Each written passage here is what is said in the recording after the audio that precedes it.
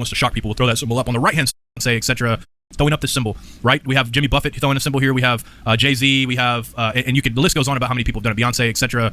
You keep going. Drake. I mean, Lil Wayne. Almost everybody that wants to shock people will throw that symbol up. On the right hand side, what we have here is a high priest, a Kohen Gadol. This is when they give the priestly blessing. They put their hand out like that. Okay, you see that, and they have this to make a shin. This is like the shin symbol, but they do this as a blessing, giving out the priestly blessing. And how many of us know that Satan loves to corrupt? Okay, so these are the priestly blessings that they're giving people. They're giving people the Aaronic blessing with this symbol as they go up to do this. And we have, these are the high priests. Basically, the high priests, if you don't know their role and structure in the temple, they were the worship leaders. They were the ones that instituted the sacrifices to help the people get their relationship with God. They were these, and these other people right here, these people that you're looking at here, these are the high priests of Satan. They are the worship leaders of Satan. They are the ones that are pushing people to worship Satan, whether they know it or not. These are what they're doing. This is very interesting. David, do you have anything to say about that? Well, and also, a majority, if not 100% of these stars are into the Kabbalah. Kabbalah is the new religion, and people like Madonna and Lady Gaga, they admit that their videos and concerts are Kabbalistic stage shows. They admit this. And in the Kabbalah, the Shekinah is worshipped as the divine feminine. This is the counterpart to the BVM in Roman Catholicism. And the sacred feminine is the divine, is the commonality here that connects this. And this is why there's this similarity here. And it is admitted, well, I'll not read the quote, but you can look it up. This is something that the Jewish Encyclopedia admits, that all of the Gnostic schools, and I know of the minute you start to say anything detrimental about the Jews, you're a racist. But it's a fact that the Jews say themselves that every one of the Kabbalistic of the Gnostic schools was started by a Kabbalistic Jew. And this is a fact. And this is why this commonality of the divine feminine is seen in this symbolism. Yeah, we talked about this the other day. The Jewish people have a very awesome tendency to be amazing people, very holy people for God. Paul said, what advantage is it a Jew that believes in Yeshua? He said, have every advantage. You know, it's perfect, basically a perfect mix right there of this. But then you have these people that have this knowledge that can easily turn that knowledge into complete wicked and evil, and they do. They turn it into Kabbalistic teachings through teachings of that they inherited through Babylon, through the Chaldeans, and they brought over from Chaldea back to Jerusalem. And this is how almost every Gnostic religion in the world got started. And this is how we have the Catholic Church, Alexandrian Gnosticism, occultism, you know, really modern Christianity in its own way has got a lot of these principles in it, unfortunately. They sure do. And so this is a very interesting thing that's going on here. And if you guys think this is a coincidence, okay, I just want you guys to see this. This is no coincidence when it comes to, there we go. This is no coincidence. When you see these people, they're covering their, this is just a few of the pictures. You can find hundreds of these actors that put their hands over their eye with this thing. They're usually the right eye is the one that they do. And when you look to this other side here, you see Odin. Odin is a big god in Druidism, and not only Druidism, but Viking god, but he represents more than just the Viking god, because in every civilization you have a god like him, whether it's Zeus or somebody similar, but this one-eyed god that is in control, supreme being that they believe is a supreme being that they're worshiping. And we even have his son represented in Hollywood as Thor, this major Marvel action hero. We have these action heroes that are continually making their way to Hollywood to be worshipped as gods once again. And most of you guys don't know this, and some of you do, but these action heroes, these superheroes that we have, almost all of them can be tied to an ancient hero. And when we have hero worship, basically what happened was the Nephilim, what the Bible describes as Nephilim or giants. Read Genesis 6.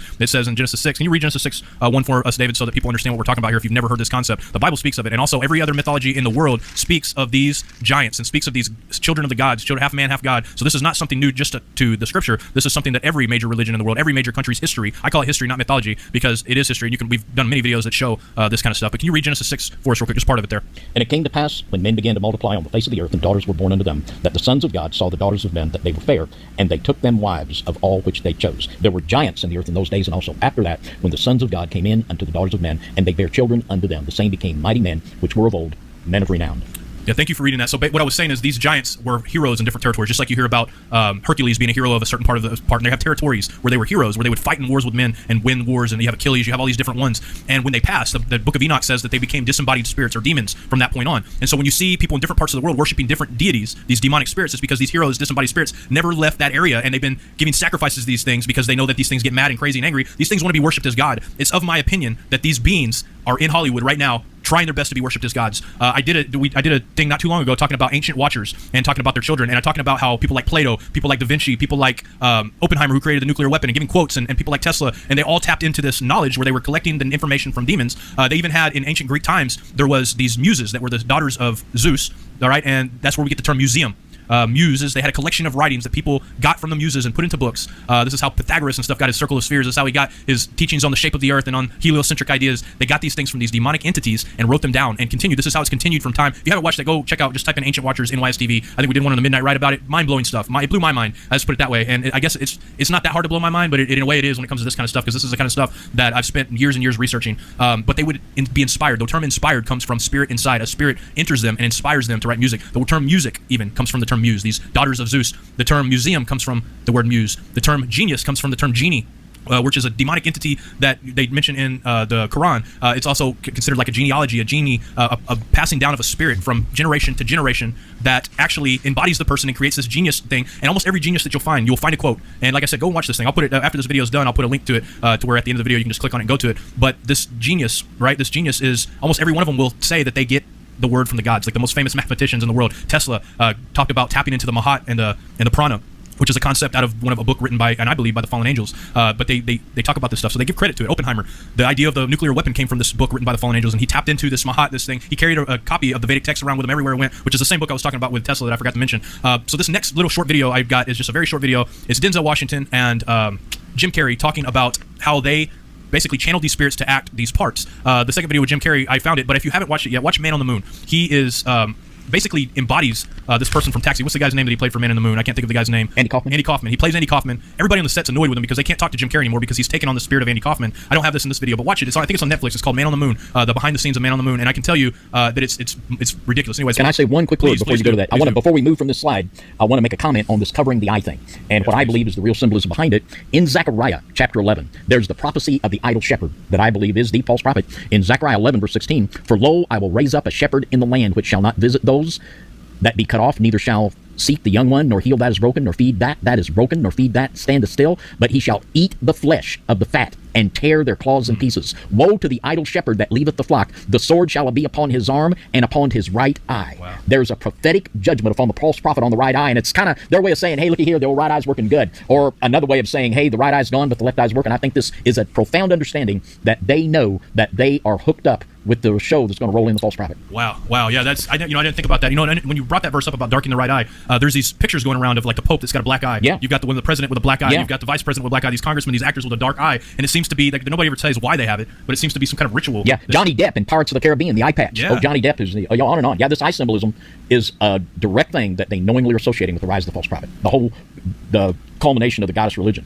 Maybe in the future we can go on and talk to Jim Carrey. I mean, muses are doing the exact same thing that they're doing, and this gives these demonic entities a chance to be worshipped as gods again, because let's face it, the term worship basically just means a great admiration for. Almost everybody under the age of 20 is worshiping these people as gods, whether or not they want to admit it or not, and sometimes we do as well, which is very sad, because these people are just people that have channeled entities, or they're very good actors, but they do not deserve worship of any kind. And so my call to you is to stop worshiping these people, stop feeding them your money, stop giving to them, stop giving them admiration.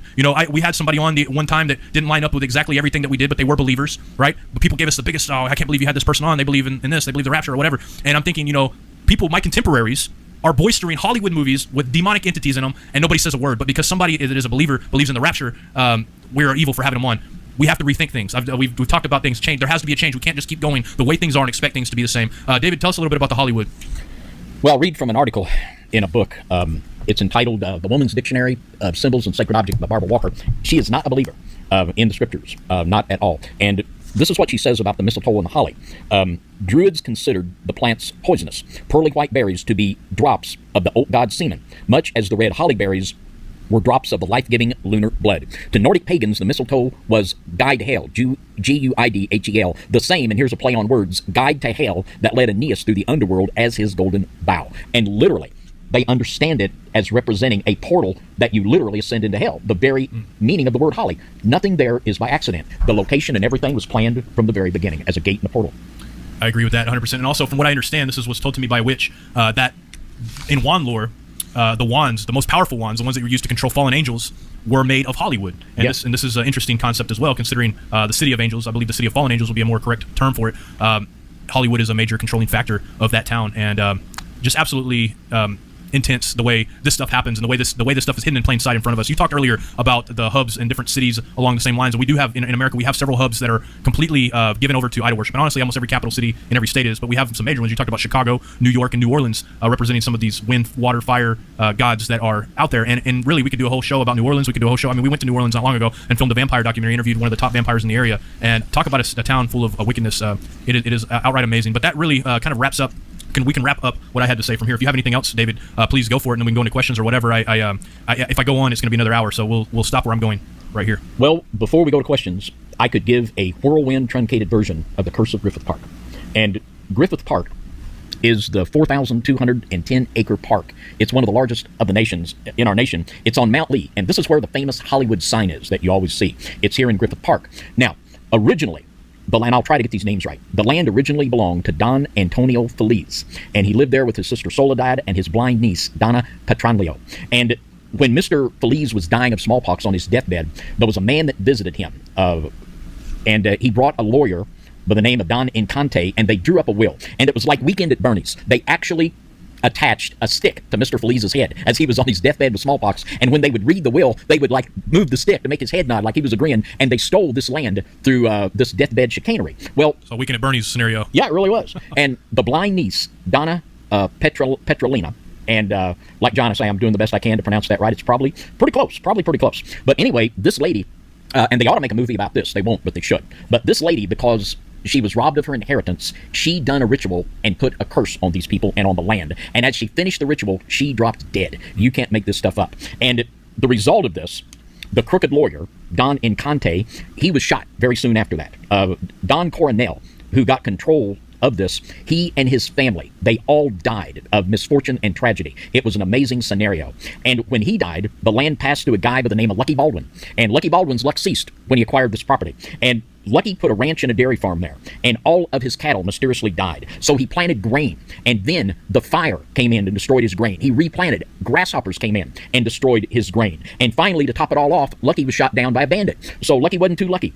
And then in 1882, the land passed to Colonel Griffith Jenkins Griffith, who the park was named after. Now, this is where it gets even wilder, if it could get more wild. Mr. Griffith was a Protestant, and he married an extremely devout Roman Catholic from a prominent Catholic family. And Mr. Griffiths claimed that his wife and daughter were conspiring with the Pope to steal that land. Now, with what was said tonight about Nemi and the correlation there, and we know the great lengths that the Vatican went to get control of this mountain where they put the Lucifer telescope, the Vatican does strange things like this. But anyway, Mr. Griffiths beat his wife to the punch and shot and killed her. Well, he was convicted of murder, but at the trial, there was so much evidence that indeed his wife and daughter were trying to poison him, that he only served 2 years in San Quentin and then was released. So it's certainly an amazing story, but it certainly seems to be that there was a reality to this curse. And nowhere in Scripture does Scripture say that there aren't power in curses. The Bible tells us how to get free of curses and how to break these things off of our life. But I believe that it's quite possible. And it was so bad that finally the family in 1896, they gave it to the city of Los Angeles to get rid of it. They just gave it away because so much crazy stuff went on.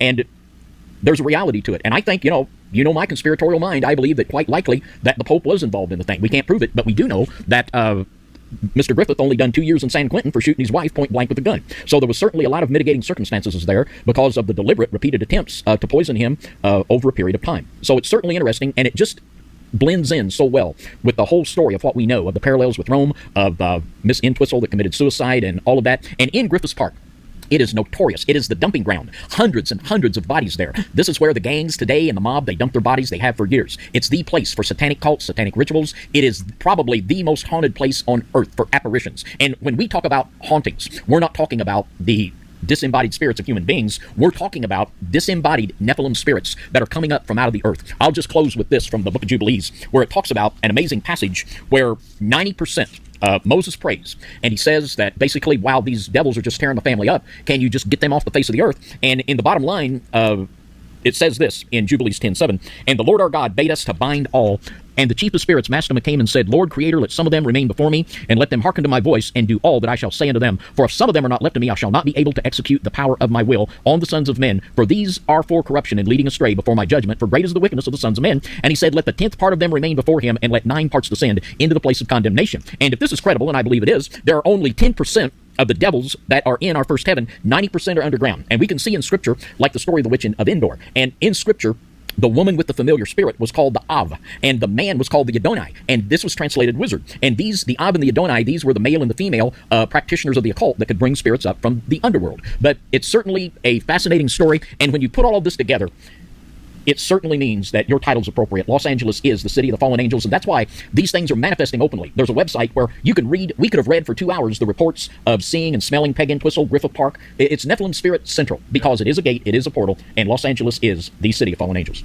Right, I think they're tired of being worshipped by natives that are throwing bones and stuff around. They want to be worshipped by the entire world, and that's the spot to do it. So this concludes me for right now, David. I know if we want to keep it to 2 hours, I think it'd probably be a good idea to get into some questions. All right, well, Sister Donna, will you come on and join the broadcast here? And